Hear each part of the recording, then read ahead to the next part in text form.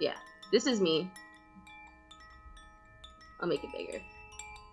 The face actually looks like, I think, pretty okay, but it was like the body. So I like went around and I was just like, okay, like, so I did like some sculpting, and yeah, this is like what I came out with, and I'm actually like quite happy like with the results.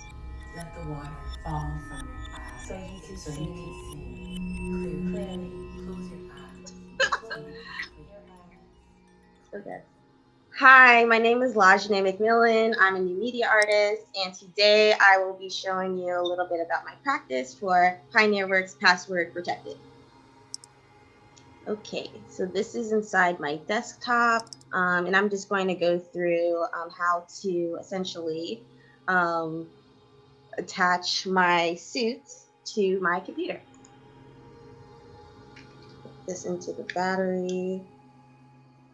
So I have it on my arms, my legs,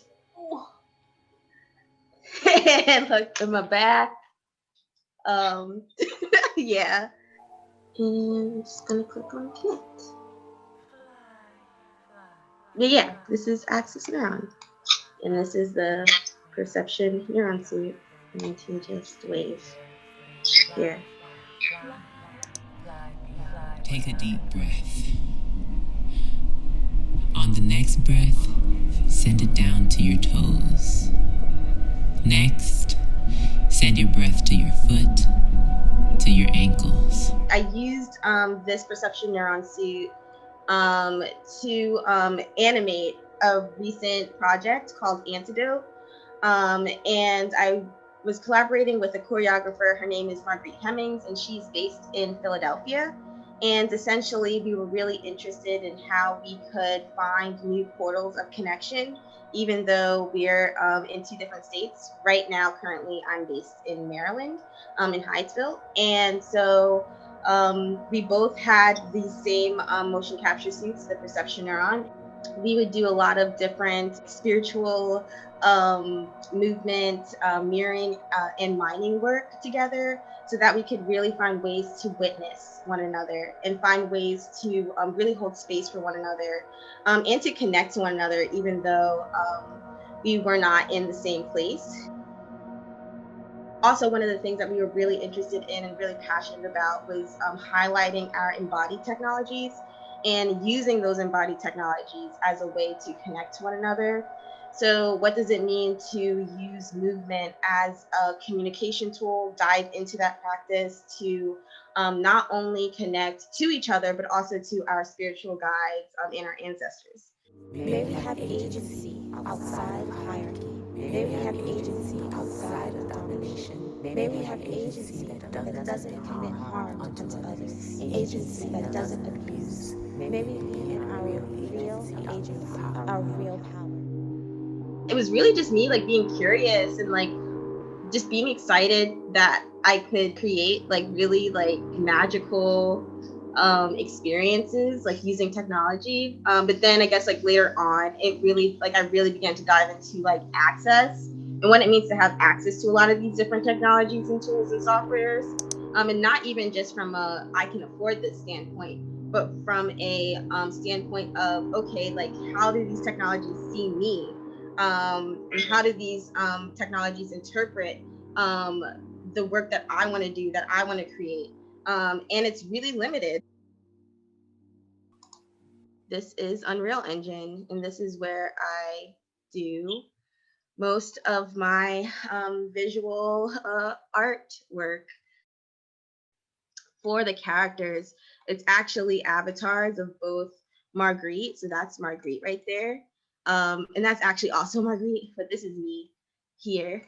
Um, yeah, so these are like our avatars. That's my face. Yeah, don't judge my face. I wanted to talk a bit here about just like the limitations of these softwares, maybe. One of them is that they like sort of have these like weird sliders for like African, East Asian, South Asian, and European. And so it's like, okay, like I can show you like a few various softwares that do the same thing and that have like the same like idea around sort of just like diluting a person's I guess like like who they are, like down to like these sliders. But also it's sort of just like, okay, like where do they get these like ideas that like this is how a person looks? So if I like change these sliders, you get like all of these different just like weird like assumptions that software developers came up with. And so that is something that's really like not cool about this tool. And you can also see like how the software developers, like how they feel about femininity and masculinity, and how they associate lighter skin tones with femininity, and darker skin tones with masculinity. And then they also have like these sort of like hyper male. You can see like that turns me into this face, and then like hyper female turns me to there. So yeah, it's just like all really weird. And it's not just this software, like there are various other like character creation softwares that do like very similar things. You'll see like there's this idea of what a base character should look like, what it should be, and how hard it is to sort of like change the narrative of what your body looks like in this space, in these character creation software tools. So for whatever reason, this doesn't like to open when I click on it. So I just have to like look at the file location. But yeah, this is my base character, Genesis 2 female person. And you'll see that it comes up um, as this like skinny, quote unquote, like female thin character.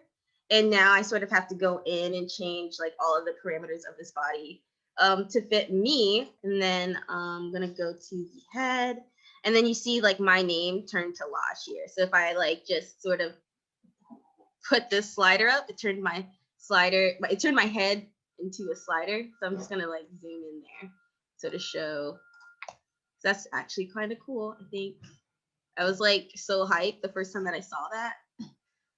So yeah, that's my face. You can tell that they just like took like this base like white lady texture skin, and they just like made it darker, and it sort of just like doesn't make sense, and it doesn't fit me. So I had to go into Photoshop, and then I had to like basically like change the parameters so that I could have like a darker skin tone, like my skin tone. I feel like the folks who like made this software, like they did a lot of good things, but like it's just also just like super hard for folks who don't fit like this base body to sort of make like diverse sets of characters. Okay. So yeah, I think I came out with something that was like pretty okay, and I'm like pretty happy like with my avatar. And yeah. I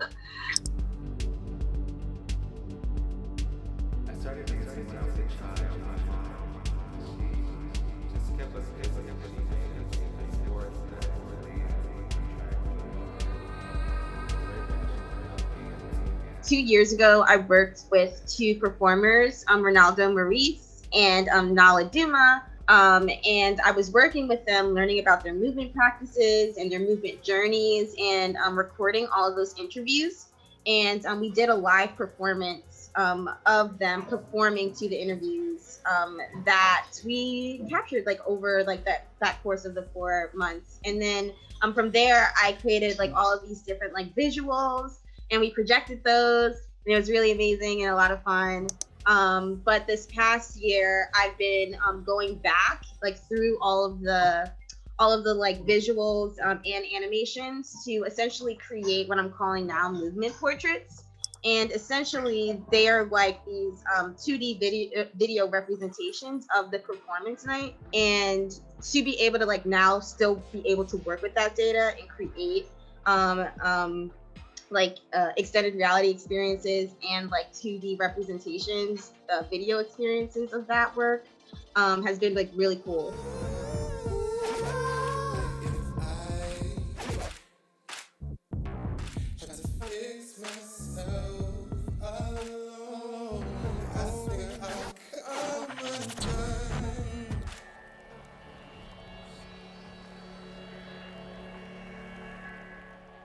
So yeah, this is my website, and I actually did want to come here to show you my like first motion captured projection mapped experience, which was Ether. And we actually showed this at Pioneer Works, which is really, really cool. This is one of my collaborators, Kat, dancing. And you can see like she's wearing a motion capture suit, and essentially like all of her movements were translated into the 4 elements, so water, fire, air, and earth.